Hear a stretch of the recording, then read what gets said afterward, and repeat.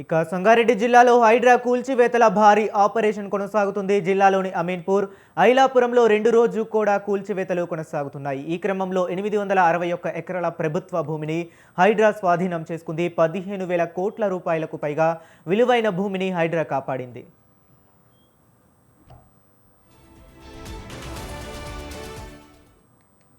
ఇక అమీన్పూర్లో భారీ పోలీసు బందోబస్తు మధ్య అక్రమ కట్టడాలను హైడ్రా కూల్చివేసింది. 6 అంతస్తుల ముఖిం గెస్ట్ హౌస్తో పాటు ఫామ్ హౌస్ను అధికారులు కూల్చివేశారు. ఇక ఇప్పటికే ఇల్లు కట్టుకున్న వారిని మినహాయించి మిగిలిన ప్రభుత్వ భూమిని హైడ్రా కాపాడింది. రెవెన్యూ, మున్సిపల్ అధికారులతో కలిసి ఈ భారీ ఆపరేషన్ను నిర్వహించింది. కోర్టు స్టే ఆర్డర్ ఉన్న నిర్మాణాలు జరిపిన భవనాలను హైడ్రా కూల్చివేసింది.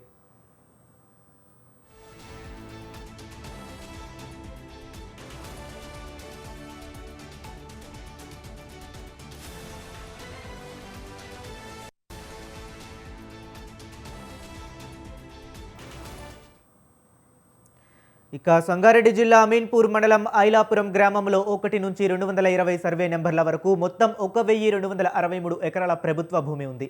ఇందులో ఇప్పటికే చాలా నివాసాలు వెలిశాయి. ఆ నివాసాల జోలికి వెళ్లకుండా మిగిలి ఉన్న 861 ఎకరాల ప్రభుత్వ భూమిని రక్షించేందుకు చర్యలు చేపట్టింది. 863 ఎకరాల భూమి విలువ సుమారు 15,000 కోట్ల రూపాయలకు పైగా ఉంటుందని అంచనా. ఇక్కడ యథాతథ స్థితిని కొనసాగించాలని హైకోర్టు ఆదేశాలు ఉన్నప్పటికీ పట్టించుకోకుండా నిర్మించిన గెస్ట్ హౌస్ను హైడ్రా తొలగించింది. అలాగే ఎలాంటి అనుమతులు లేకుండా నిర్మించిన 6 అంతస్తుల భవనాన్ని కూల్చివేసింది.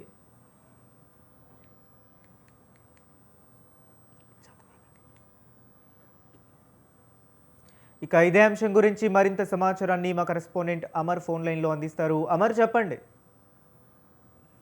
అమీన్పూర్ మండలం ఐలాపూర్లో 2వ రోజు హైడ్రా కూల్చివేతలు కొనసాగుతున్నాయి. పక్కా భవనాలకు సంబంధించినటువంటి భద్రతను దృష్టిలో ఉంచుకొని అధికారులు ముందస్తు చర్యలో భాగంగా ఈ కూల్చివేతల ప్రక్రియ అనేది కొంత ఆలస్యంగా కొనసాగుతున్నా టెక్నికల్ గా ఉన్నటువంటి రూట్ వే ఆధారంగా ఒక్కొక్క భవనాన్ని అత్యంత పెద్ద భవనాలను కూల్చివేయడంతో పాటుగా ఉన్నటువంటి కొన్ని రేకుల షెడ్స్ ఉన్నాయి. శిథిలావస్థకు ఉన్నటువంటి భవనాలన్నిటి కూడా కుప్పకూలుస్తున్నారు. దీంతో స్థానికంగా ఉన్నవారు కొంతమంది అపార్ట్మెంట్లు పక్కన అనుకున్నటువంటి జనావాసాలు ఉన్నటువంటి అపార్ట్మెంట్స్ సంబంధించి స్థానికులు కూడా భయాందోళనకు గురవుతున్న పరిస్థితి అయితే ఉంది. అయితే కూల్చివేతకు సంబంధించి ఇటు స్థానికులంతా కూడా హైడ్రాకు సంబంధించి అధికారుల పట్ల అభ్యంతరం అయితే వ్యక్తం చేస్తున్నారు. జాగ్రత్తగా పనులు చేస్తామని హామీ ఇచ్చారు. కానీ ఒక్కో అంతస్తు ఒక్కో పిల్లర్ నెమ్మదిగా కూల్చివేత వైపు కొనసాగుతుండగానే ఉన్నటువంటి పక్క బిల్డింగ్ లో ఉన్నటువంటి అయితే కూల్చివేతకు ఆనుకొని ఉన్నటువంటి బిల్డింగ్లకు కొంత డ్యామేజ్ ఏర్పడుతుంది. దీంతో పక్క అపార్ట్మెంట్ వాసులు కూడా